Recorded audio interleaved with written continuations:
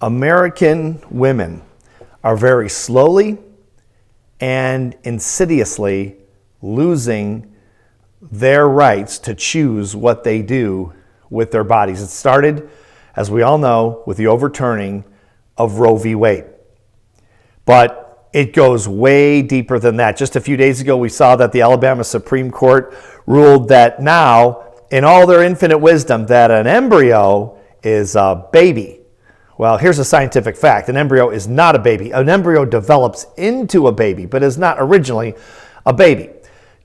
And of course, this is all under the guise, all under this idea that, oh, well, they're pro-life and they're trying to protect children. An embryo is not a child, but they're trying to protect children. Make no mistake, it has nothing to do with children. It has nothing to do with vitro fertilization either. What they're trying to do is control women.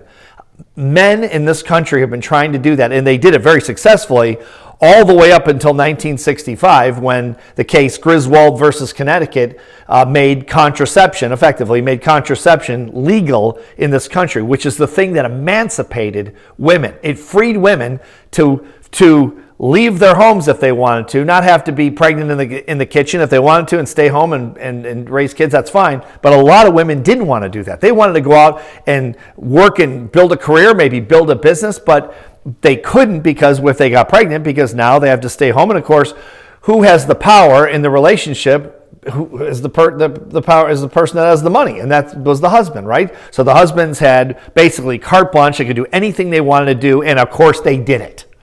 They did exactly what they wanted to do. They controlled women. Look at the TV shows from back in those days. Women were basically just subservient to men. Women, American women, please, if you're watching this, wake up. They don't care about children. They care about controlling you, and they're going to succeed. They are succeeding. Roe v. Wade was just the beginning. People say, I keep hearing people say, well, that was really the crown jewel. Oh, no. The crown jewel for them. This is the far right. This is, again, politicians and American men that want to control women. The crown jewel is not Roe v. Wade. That's just the beginning. The crown jewel is contraception.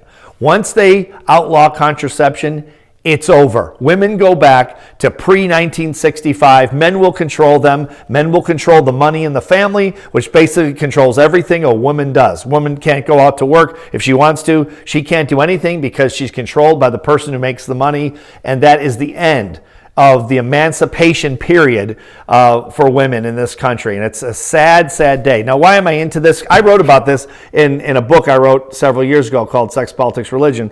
And I wrote about all these different things. This is what critical thinking is really all about. It's looking at what really is going on behind the scenes, not what they say is going on. These are people that can't even balance a budget in Washington. Okay, they don't care about children. 1 in 8 children is food insecure in the richest country in the history of the world. Children can't even go to school without being afraid of being massacred in a school shooting. But if they cared about kids, they'd be working on feeding children, not worried about and if an embryo was a child and all this nonsense.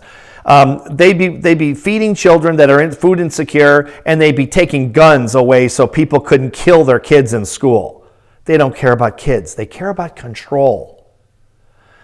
American women better wake up fast and protest and rise up, because if they don't, we're going back to pre-1965 days, and I don't think anyone is going to like it.